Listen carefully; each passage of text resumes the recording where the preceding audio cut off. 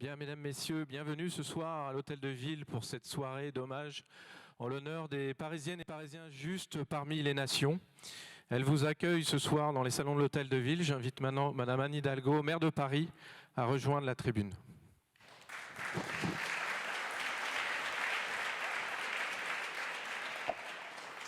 Monsieur le Président du Comité français pour Yad Vashem, cher Pierre-François Weil, Monsieur le maire de Saint-Amand-Montrond et président du réseau de villes et villages des Justes de France, cher Thierry Vincent, chers élus ici présents, élus de Paris et d'ailleurs, élus présents parce que petit-fils aussi de Justes, cher Pierre Laurent, mesdames et messieurs, chers amis, je veux vous dire mon émotion d'être ici et je veux d'abord remercier très chaleureusement, bien sûr, Pierre-François Weil, lui dire combien nous pensons à lui et à Simone Veil, qui reste pour nous une lumière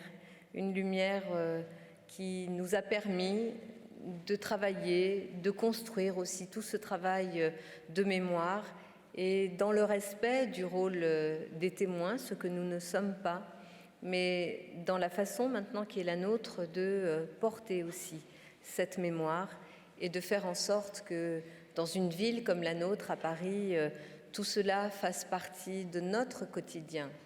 Je veux vraiment vous remercier très chaleureusement, mais remercier aussi Catherine Vieux-Charrier, mon adjointe en charge de la mémoire et du monde combattant.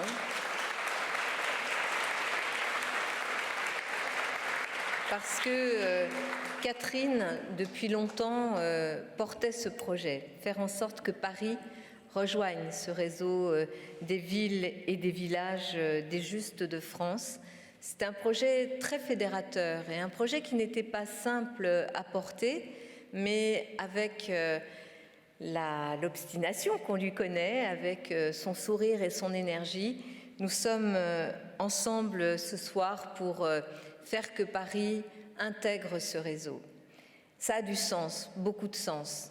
D'abord parce que cette ville est une ville qui a connu de la communauté juive tout, puisque ici à Paris, fuyant les pogroms, nous avons eu une communauté juive qui est venue, qui a pris racine, qui s'est déployée, qui a déployé sa culture, qui a déployé sa joie de vivre et qui fait que notre ville sera pour toujours marquée par cette belle présence culturelle, humaine, de femmes et d'hommes qui sont venus ici et qui ont porté la vie, construit la vie et qui l'ont fait en lien avec les autres Parisiens.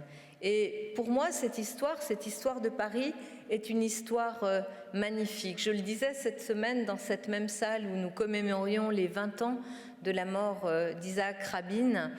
On ne peut pas comprendre Paris si on ne connaît pas cette histoire.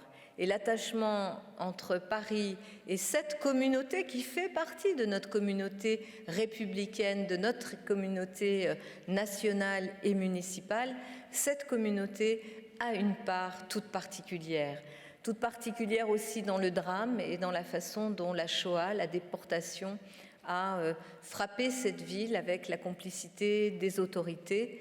Et cette ville restera marquée à jamais. Le travail de mémoire qui a été fait par mon prédécesseur, par également Jacques Chirac lorsqu'il a été maire de Paris et ensuite en reconnaissant tout de la responsabilité de la France dans la déportation des Juifs, ce travail de mémoire qui a été fait en profondeur. Nous devons beaucoup aussi, bien sûr, au travail de Serge et Beate Klarsfeld, qui, à travers justement ce travail sur les noms, sur les déportés, nous a permis aussi de comprendre, de savoir quelles étaient les vies qui avaient été arrachées.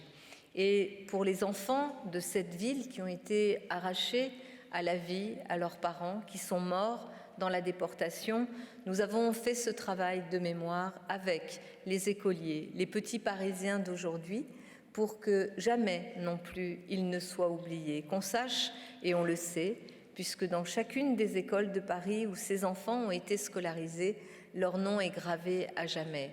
Et puis il y avait les enfants aussi qui n'étaient pas scolarisés, et parce qu'ils étaient trop petits. Et là aussi, et Pierre Edenbaum, maire du 3e arrondissement, a porté avec beaucoup d'obstination aussi ce projet, je me souviens, il y a déjà une dizaine d'années, et il a abouti à la reconnaissance aussi de ces enfants arrachés à la vie avant même qu'ils n'aient pu connaître l'âge de l'école. Et le premier lieu à Paris où nous avons inauguré une stèle avec le nom de tous ces enfants, c'est dans le 3e arrondissement, dans le jardin qui est devant la mairie du 3e arrondissement et dans un square, c'est-à-dire au milieu des autres enfants, des autres petits Parisiens. Cette histoire est forte et cette histoire, bien sûr, nous oblige. Elle nous oblige, mais je peux vous le dire, en tant que maire de Paris, je ne la porte pas comme un fardeau. Je la porte comme quelque chose qui doit nous amener en permanence à nous dépasser, à comprendre qu'il faut lutter contre l'antisémitisme, que nous ne pouvons pas accepter les formes diverses d'antisémitisme qui se développent. Et je le dis une année après ces terribles attentats qui ont meurtri notre ville, et notamment, bien sûr, les attentats de janvier, où des Juifs ont été pris pour cible à l'hypercacher, tout simplement parce qu'ils étaient juifs. Donc, tout ce travail de mémoire est là, présent, nous le portons. Il fait partie de notre pratique quotidienne, de notre langage quotidien. Mais il manquait quelque chose d'important. C'était effectivement la reconnaissance des justes et nous inscrire avec les autres villes et villages de France dans ce travail, qui est aussi une obligation morale, collective, qui est une responsabilité que nous devons porter ensemble à l'échelle de ces communes. Et aujourd'hui, nous allons reconnaître aussi le fait que ces justes parmi les nations, pour un certain nombre d'entre eux, ils étaient parisiens. C'est vrai, une poignée, une toute petite poignée. 352, une toute petite poignée. Mais cette toute petite poignée, au motif qu'elle n'était pas si nombreuse, ne peut pas être oubliée et effacée. C'est aussi cet acte-là que nous allons poser ensemble en nous inscrivant dans ce mouvement collectif, dans ce réseau. Et puis, je vais conclure là-dessus. Pourquoi les réseaux de villes, sur une question comme celle-ci, sont si importants ?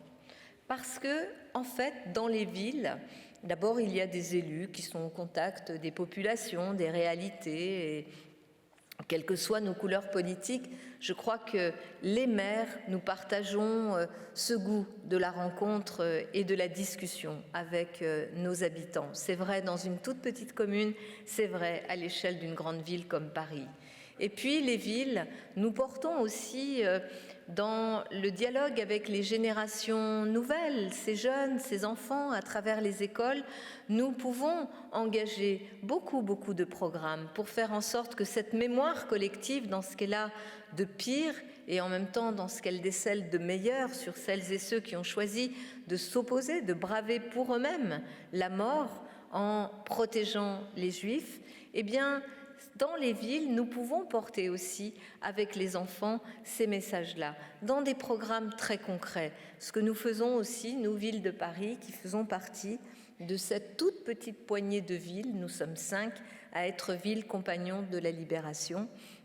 Et le général de Gaulle, qui avait à l'époque, c'est-à-dire juste après la libération, décidé de créer un ordre de la libération avec les compagnons de la libération, mais de fermer immédiatement cet ordre-là pour qu'on ne puisse pas y rentrer ad vitam aeternam. Il avait décidé de reconnaître des personnes, des femmes et des hommes, compagnons, qui l'ont rejoint dès l'appel du 18 juin, de reconnaître également des régiments qui ont été les acteurs de la libération de notre pays, et de reconnaître des villes. Et il avait eu une idée absolument visionnaire et lumineuse. Il avait dit pourquoi des villes, et il a pris 5 villes, l'île de Sein, Vassieux-en-Vercors, Nantes, Grenoble et Paris. Nous sommes les 5 villes compagnons de la libération, et il avait dit les villes, ce sont elles qui ont le contact avec la population et avec les jeunes générations. Et si elles portent le flambeau de l'ordre des compagnons de la libération, une fois qu'il n'y aura plus de compagnons vivants, eh bien, elles pourront porter cette histoire et cette mémoire. Je veux vous dire que c'est dans ce même état d'esprit, avec ce même engagement, qu'aujourd'hui, Paris va rejoindre ce réseau magnifique et être un appui avec toute notre énergie, avec toute notre affection et avec tout le sens de la responsabilité du travail que nous avons à faire avec vous. Mais merci à vous, Monsieur le Président, et sachez que Paris est à vos côtés. Merci.